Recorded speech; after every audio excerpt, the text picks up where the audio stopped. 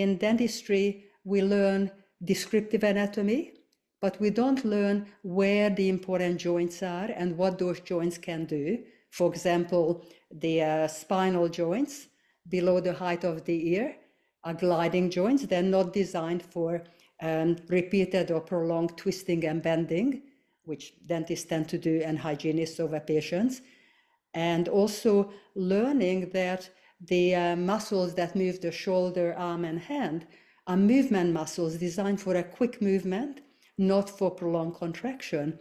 So teaching some of these things and then practicing the application of these principles around the dental chair and also in daily life, because what I find is that whatever is being done in the clinic, to some degree, that same harmful posture is being done away from the clinic. And so I teach both